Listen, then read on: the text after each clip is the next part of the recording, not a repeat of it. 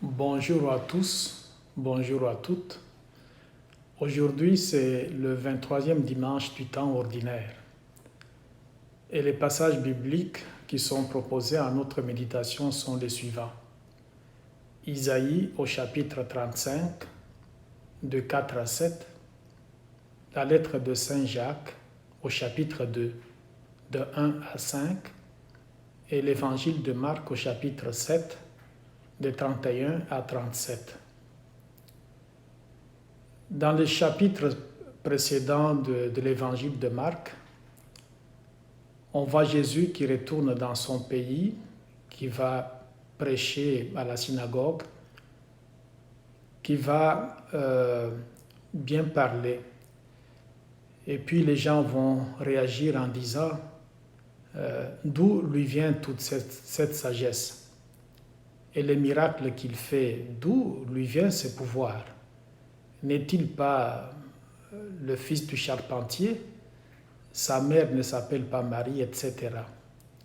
Jésus était déçu parce qu'il avait reçu dans son propre pays un accueil plutôt froid. Et à un moment donné, quand il avait fini de nourrir les foules, ces gens-là, une fois qu'ils étaient allés chez eux, ils sont revenus. Et n'ayant pas trouvé à l'endroit où ils l'avaient laissé, ils ont pris leur barque. Ils ont commencé à le chercher de l'autre côté de la mer de Galilée vers Capharnaüm. Et quand ils ont trouvé Jésus, ce qu'ils le cherchaient en lui, c'était autre chose. Alors que Jésus avait fait le signe de la multiplication de pain pour que, en bout de ligne, ces foules puissent croire en lui comme étant le Seigneur, comme étant le Messie, comme étant le Fils de Dieu, comme étant Dieu lui-même. Malheureusement, les foules ne voyaient pas en lui tout ça. Ce qu'elles cherchaient, c'était plutôt quelqu'un qui est un Messie, mais dans le sens du Messie terrestre, celui qui est comme de la trempe de David, celui qui peut donc réussir à mettre dehors l'ennemi romain qui colonisait donc le peuple d'Israël. Et Jésus étant déçu, à un moment donné, parce que toutes les foules l'avaient abandonné, il va poser la question à ses disciples qui, eux aussi, récriminaient contre lui. Il va demander à ses disciples si eux aussi étaient prêts à le quitter. Alors Pierre, au nom de 12, avait répondu en disant à qui irions-nous, Seigneur? Tu as les paroles de la vie éternelle. Alors Jésus est maintenant entouré seulement de cette poignée de personnes, ces 12 apôtres. Alors il commence à aller dans les pays voisins. Il était à Tyr et à Sidon, qui sont les grandes villes du Liban actuel.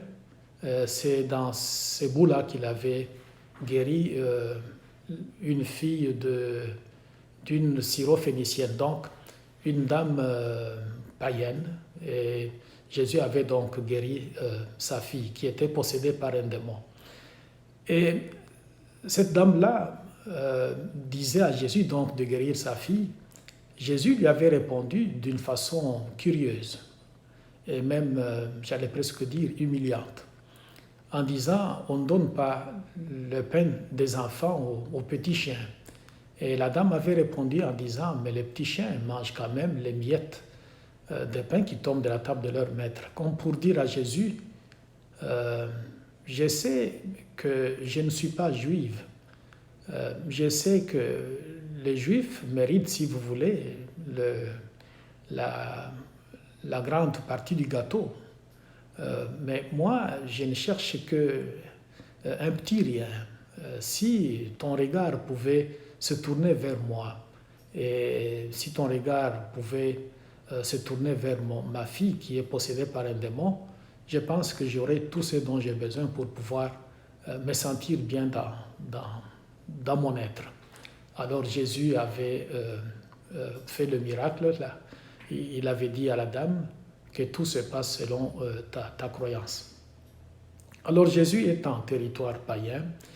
Il va quitter donc, d'après l'évangile d'aujourd'hui, il quitte Tyr et Sidon, il va se diriger en plein territoire de Décapole, qui est au fond la Jordanie d'aujourd'hui. Et là, qu'est-ce qui va se passer? On va lui amener quelqu'un qui est sourd et qui est aussi muet, donc qui parle difficilement. Alors on demande à Jésus de pouvoir lui imposer les mains pour que cet homme-là soit guéri. Mais ce qui se passe dans ces passages, dans cet épisode, Jésus va prendre cet homme, au lieu de guérir au vu et au su de tous, il ne le fait pas parce qu'il ne veut pas de ce qui est sensationnel. Il va conduire cet homme à l'écart et là, il va lui mettre les doigts dans les oreilles. Il va aussi, avec la salive, toucher sa langue. Évidemment, la traduction qu'on a dans l'évangile d'aujourd'hui est un peu mitigée. Le verbe qui a été utilisé pour pouvoir exprimer le geste de Jésus, c'est que Jésus a craché. Alors, il a pris, j'allais presque dire le crachat, pour pouvoir donc guérir cet homme qui était muet ou qui parlait difficilement. Ce sont des gestes qu'il pose qui ne doivent pas nous étonner parce que la médecine, en ce temps-là, faisait pratiquement la même chose. La salive était utilisée par beaucoup pour pouvoir soigner les gens. Aujourd'hui, on n'a qu'à regarder ce qui se passe avec un animal. Quand il est blessé, il va se lécher. Il va se lécher. Même si on met les médicaments sur sa plaie, mais il va se lécher. Et on sait qu'avec le temps, la salive va faire quelque chose. Dans les milieux où j'ai grandi,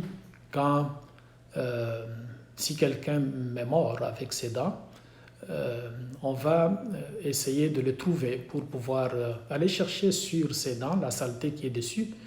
Et aussi, on va appliquer cette saleté-là sur la morsure qu'il m'a faite. Et puis, de façon générale, ça guérit. Bon, les gens fonctionnent comme ça. Mais quoi qu'il en soit, la bouche, disons la salive sort de la bouche, et de la bouche, au fond, sort la parole. Jésus est capable de soigner, de guérir quelqu'un, de le sauver, juste avec sa parole. Il n'a pas besoin d'utiliser la salive. S'il l'a fait ici, c'est probablement pour nous signifier qu'il tient compte du fait que nous sommes des êtres de proximité. Les gestes qu'il va poser, les attouchements qu'il va faire, c'est pour, au fond, répondre à ce besoin-là, parce que nous sommes des êtres de proximité. Nous aimerions être en contact avec les gens. Le sacrement que nous célébrons vont pratiquement dans le même sens aussi. Dieu peut toujours, de par sa parole, faire beaucoup de choses, nous envoyer sa grâce, mais nous servons, ou il nous permet de nous servir de nos sacrements pour répondre donc à cet aspect-là. Alors Jésus va guérir cet homme. Une fois qu'il va être guéri, je pense que les gens qui étaient autour vont être impressionnés. Il est donc quelqu'un qui ne cherche pas ce qui est sensationnel. Comme je l'ai mentionné tantôt, de sa bouche est sortie la salive, mais on sait que de sa bouche aussi sort sa parole.